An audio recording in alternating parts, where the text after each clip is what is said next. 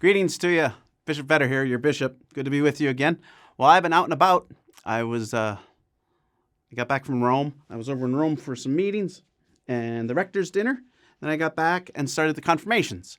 I was in Butte right after I got off the plane on Friday night a week and a half ago, 2 weeks ago, and with good jet lag, drove to Butte, all grouchy, made it through, did confirmation, 67 of them, young people.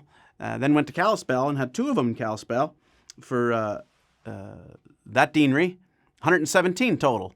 And then in Missoula itself, I had 94, which is great. The numbers are up because we lowered the possibility of lowering the age, having a lower age range for confirmation. So that was wonderful. The priests and people were so good, and the young people, very excited. I was impressed. They were happy to see their bishop, so that's a good sign, and I was happy to see them. And that's a good sign, too.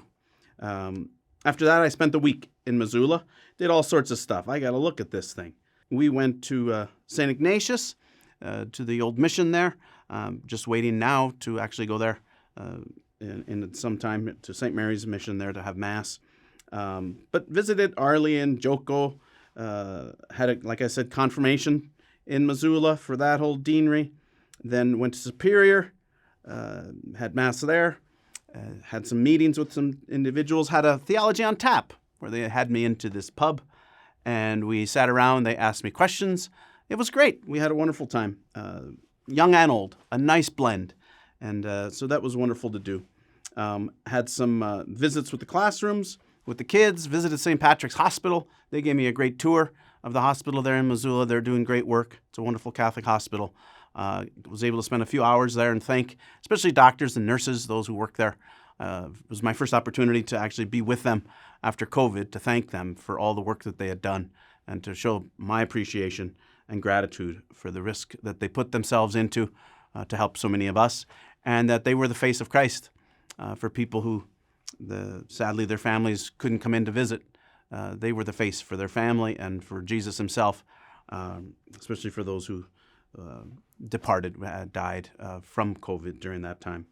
But then had St. Anthony's, had all the priests for dinner, for a lunch together, had some more Catholic school stuff, went to one of their meetings, which was a great meeting to have, took the Focus missionaries out for breakfast, or they cooked for me actually, which was great.